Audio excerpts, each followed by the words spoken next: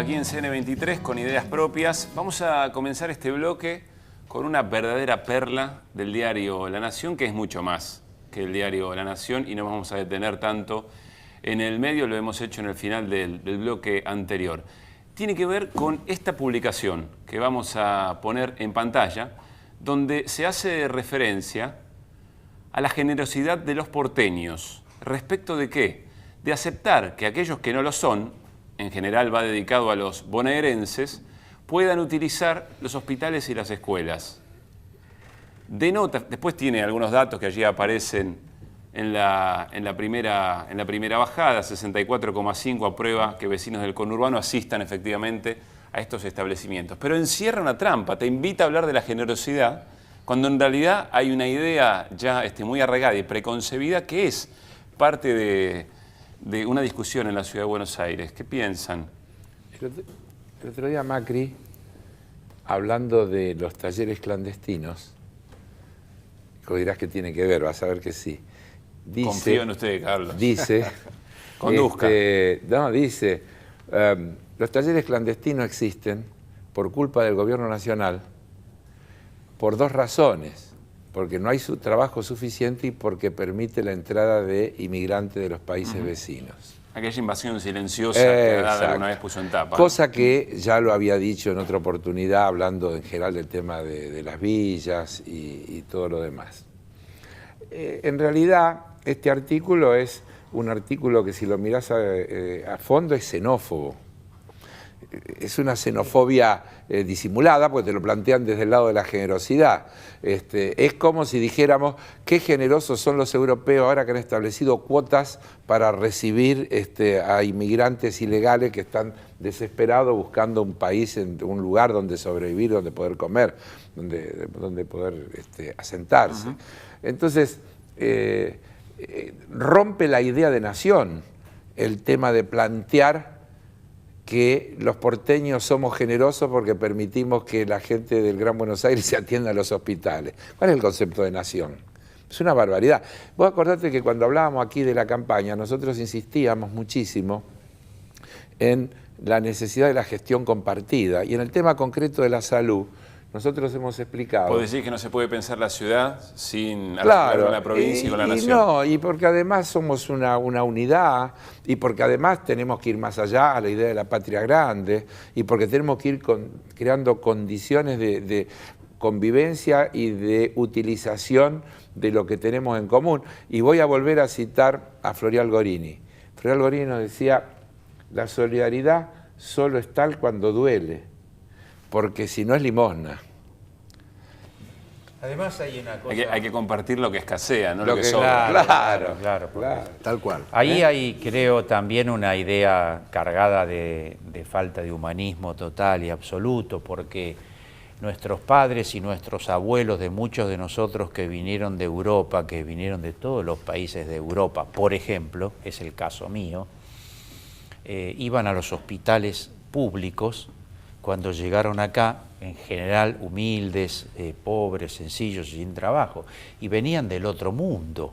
¿Y por qué nosotros entonces no concebimos hoy que en aquel entonces los porteños eran generosos porque dejaban a aquellos italianos, españoles, judíos, árabes, yugoslavos? Porque en el fondo está la idea de que era otra calidad. Claro, era otra calidad de raza, por eso está bien, hay un componente xenófobo y racista en ese planteo del diario La Nación, que con ese eufemismo de generosidad, la verdad que es un contrasentido y es una vergüenza. Edgardo, vos sos legislador porteño, estás trabajando permanentemente en estos temas.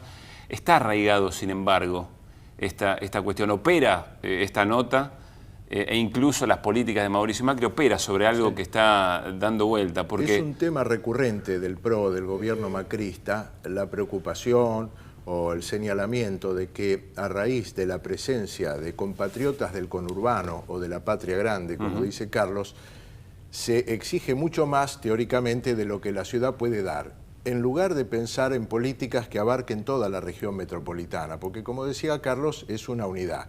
La tentación del gobierno macrista es poner aduanas en los límites de la ciudad de Buenos Aires, como hizo Aldo Rico cuando iban a hospitales de San Miguel, a algunos vecinos de zonas circundantes, y les pedían el domicilio, la verificación del domicilio, claro, para ver si eran del lugar o no. Y eran compatriotas, hermanos, que venían del barrio de enfrente. Ahora, tanto los bonaerenses como los ciudadanos de otras provincias de la República Argentina dejan sus buenos mangos en la ciudad de Buenos Aires, ¿no? Ni que hablar, ingresos Eso brutos. aparte, sí, eso por supuesto.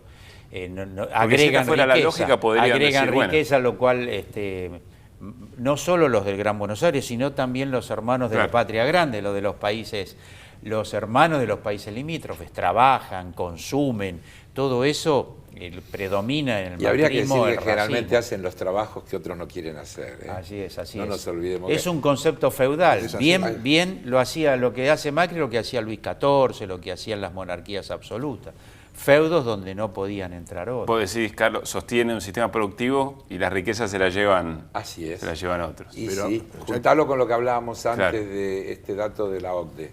Pero además, ¿quiénes se benefician con el trabajo esclavo de los que están en los talleres clandestinos? Seamos honestos. ¿A quién le venden? ¿A quién le venden? ¿Qué pasa con esos productos que cuestan moneditas por lo que le pagan a los trabajadores esclavos y se venden en las grandes tiendas con marcas importantes? Me quiero quedar un poquito en lo público. Cambiamos de institución en este caso. Vamos a la Universidad de Buenos Aires.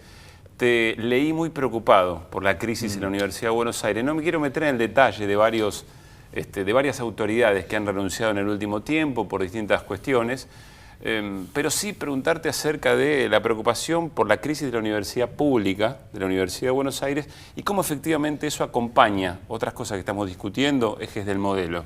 Sí, efectivamente hay un desencadenante en estos días que son acusaciones y renuncias de no solo autoritarismo, sino de actos de corrupción, que en fin, que siempre eso es impugnable, pero me da la impresión que en el marco de la universidad, de la educación, simbólicamente eso genera un quiebre mucho más grande, pero la UBA tiene hace muchos años, yo diría, una crisis de sentido.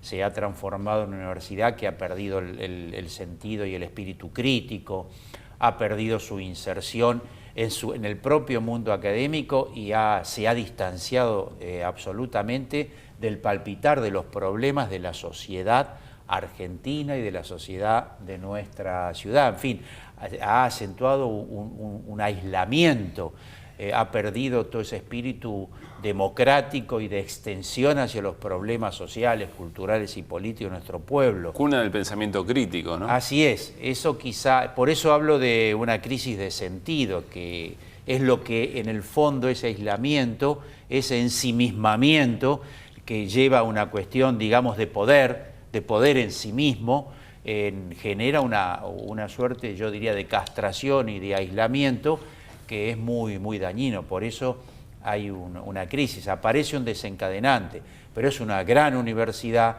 con un cuerpo docente, académico, de un enorme prestigio desde un siglo. Estamos cerca de celebrar, discutir y debatir un siglo de la reforma universitaria del 18 en la Argentina, falta poquito.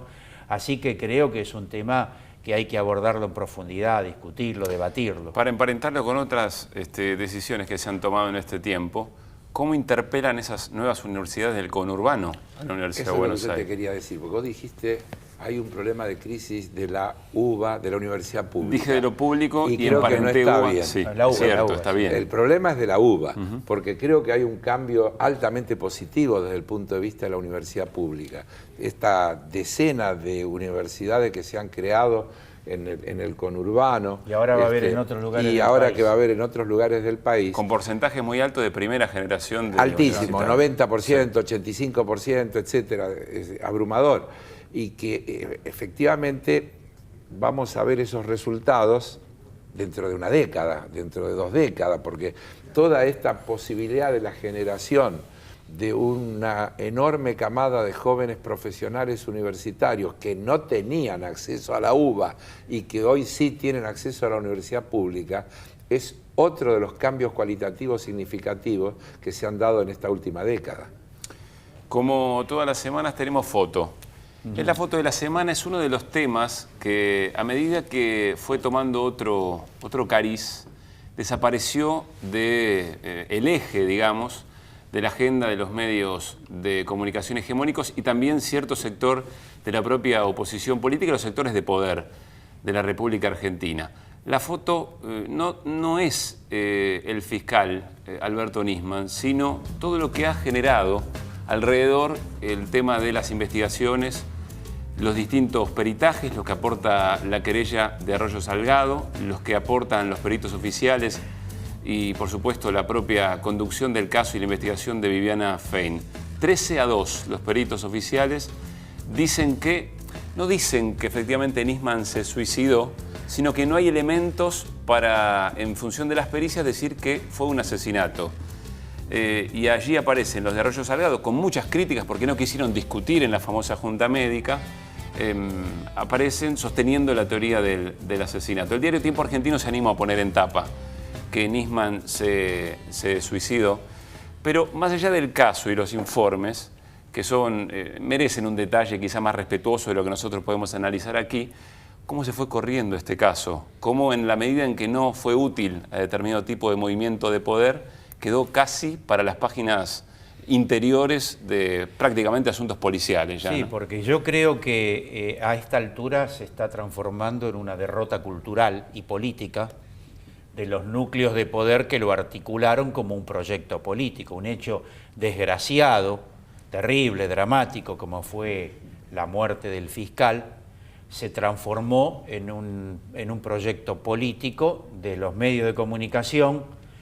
Se sumó la DAIA y la AMIA, se sumó el conjunto del poder opositor, apareció una suerte de núcleo político de vanguardia, que fueron ese núcleo de fiscales de ultraderecha, porque hay que decirlo francamente, y desde allí todo ese poder, que no es menor, se articuló una fuerte ofensiva de cuestionamiento al gobierno e incluso llegaron hasta involucrar al gobierno, llegaron algunas diputadas del PRO a mencionar a la Presidenta de la Nación con una suerte de responsabilidad en la muerte del fiscal, insinuando una suerte de complicidad. Desde allí se generó un impacto importante en la sociedad.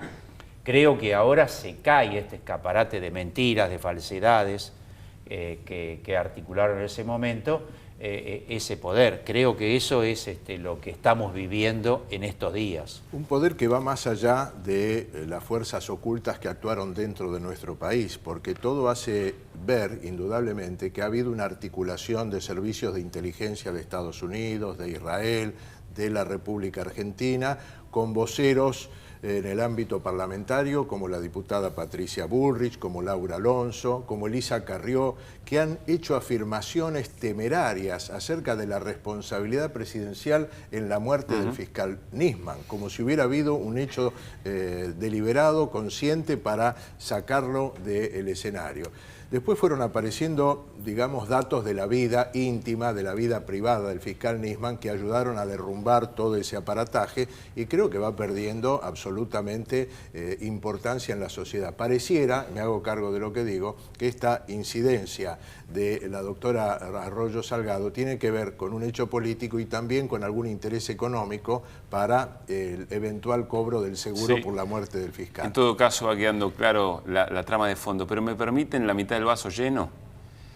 Quizá hay más resistencias para desentramar este tipo de cosas que en algún otro momento hubieran tenido otro tipo de éxito en cuanto a intentos de desestabilización. Yo quiero decir dos cosas, porque a veces se ha criticado muchísimo el tema de meterse con la vida privada de Nisman, como si fuera, vaya a saber qué cosa, pero en realidad lo grave es que era una vida privada hecha con fondos públicos.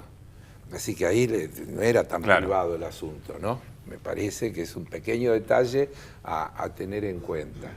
La otra cosa, que todavía ha pasado bastante desapercibida, yo he leído estos días que la diputada Bullrich ha dicho en su declaración ante la fiscal que el día previo a la muerte de Nisman se había decidido cancelar la sesión que iba a hacer la comisión para escuchar su testimonio, aquel lunes. Sí. Cosa que nadie sabe bien si se le informó o no a Nisman, pero que uno podría ponerla muy bien entre los condimentos de lo que ha sucedido, porque también había trascendido en aquel momento que Nisman, cuando tomó conciencia de que la sesión secreta con los representantes de la oposición que planeaban se había convertido en una sesión pública que se pedía que se televisara en directo para todo el país, había entrado en una gran crisis. Claro. Y había planteado que en esas condiciones no quería ir. Digo yo, hay que acordarse de todas esas cosas, porque todo el contexto eso, que hace a la escena, ¿no? Claro, todo eso estaba allí dando vueltas, más allá de las pericias. Yo no creo que eso sea tema para nosotros, eso es un tema para expertos. Evidentemente, si en una cosa intervienen 15 y 13 dicen una cosa y 2 otra, uno debería pensar que las cosas van... Sí, pero no se excede completamente. Pero no se excede completamente. Bueno, quiero guardarme unos minutos para el final del programa. Les quiero hacer una pregunta y me gustaría una definición breve, pero seguramente les voy a provocar alguna reflexión. Y no quiero olvidarme de una invitación, porque el próximo martes, 26 de mayo, en el Centro Cultural de la Cooperación, se va a presentar este trabajo y además va a ser eje de una charla-debate.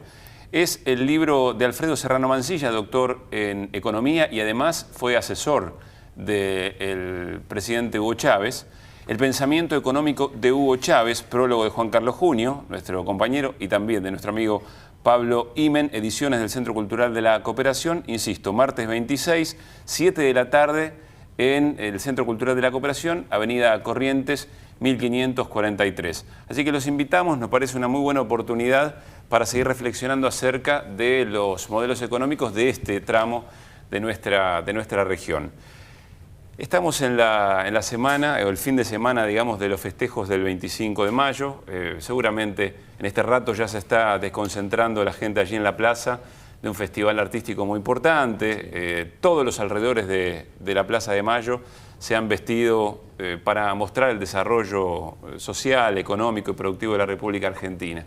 Va a durar todo el fin de semana, hasta el propio lunes a la noche. Pero les quiero preguntar, ¿cuál es el presente de la palabra revolución en este tiempo, en la Argentina, pero también, por supuesto, en nuestra región? Yo creo que es un tema cultural esa palabra, y político. Las revoluciones existieron a lo largo de toda la humanidad, o sea, grandes cambios estructurales, profundos, económicos, sociales y culturales. Y eso es lo que, digamos, simboliza el término revolución, que siempre ha abierto paso a un nuevo estadio histórico en general de progreso.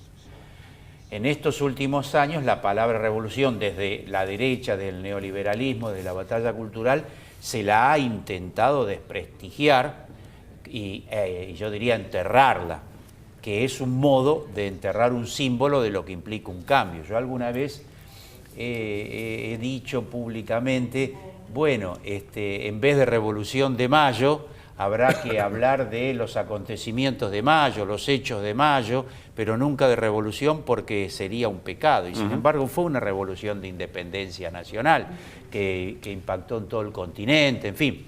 Y que este gobierno, yo creo francamente que en estos años ha simbolizado muchísimo, ha tomado todo ese símbolo de las luchas patrióticas y de la ruptura, lo ha transformado en grandes fiestas populares, artísticas, culturales y con una presencia masiva del pueblo en estos festejos, en esta celebración, y le ha dado contenido, le ha dado simbolismo, de forma tal que de alguna manera interpreto que hay una recuperación de la idea de que mayo de 1810 para nosotros fue una revolución. Insisto en cómo se traslada al presente, qué es lo que hoy denominamos el marco de esta época de América Latina como revolucionario. Por supuesto en términos amplios, pero también políticos y estructurales, ¿no? Y revolucionario siempre es aquello que rompe con lo anterior y plantea algo diferente, porque eso es, si no podemos caer en lo de Lustó que dice evolución y parece casi la publicidad de un shampoo, ¿viste? Evolution. Entonces la revolución es una ruptura, es un cambio. Mayo de 1810 fue una ruptura y fue un cambio. Visto desde hoy, uno podría decir que fue un cambio inconcluso, incompleto, y seguimos en ese proceso. Es una revolución que sigue abierta. Bueno, Chávez que decía, es la esta idea no de la es una nueva patria. independencia, es la misma. Es la misma, Sí, a eso claro. me estoy refiriendo. Sí. Es la misma. Es la discusión que se viene dando desde la idea de la construcción de la patria grande, y vuelvo a hablar de eso. Es la idea de San Martín y Bolívar. Es la discusión que hoy hay, en qué etapa estamos, si es el socialismo del siglo XXI o es el buen vivir o es pero que es la búsqueda de la construcción de una sociedad con otros valores, lo cual implica una ruptura con los otros, y eso es lo que le da sentido de revolución. Sin ir a tanta profundidad, y como vos hoy lo pusiste a Randazzo, ayer yo lo veía a Randazzo en el programa de Fantino. Sí, señor. Y él en un momento le explica, Picante estuvo. picante, pero él en un momento le explica muy didácticamente, porque Fantino le dice, pero ustedes nos hacen pelear, nos generan tensión, y dice, no, Ale, estás equivocado. Los otros son los que generan las tensiones, no se bancan los cambios. Si se bancaran los cambios no habría esa tensión. Son los otros los que están todo el tiempo generando tensión y haciendo que nos peleemos. Edgardo, con Gramsci sentado aquí en nuestra lo traje mesa, precisamente para la que palabra me inspire. revolución. Voy a ser muy breve. Recuerdo con emoción los actos conmemorativos del Bicentenario, la multitud de gente llenando las plazas de la República y dos palabras que dijo la presidenta: tenemos patria. Y yo creo que al cabo de todos estos años, con transformaciones aún inconclusas por todo lo que falta, tenemos la sensación de que tenemos patria. Les quiero contar, y gracias a los muchachos del control que nos pasan el aviso, porque mientras estamos haciendo el programa, se ha tomado la decisión de que a partir de las 0 horas de hoy y hasta las 23:59 del lunes, es decir, cuando terminan los festejos por el 25 de mayo, los ferrocarriles sean gratuitos.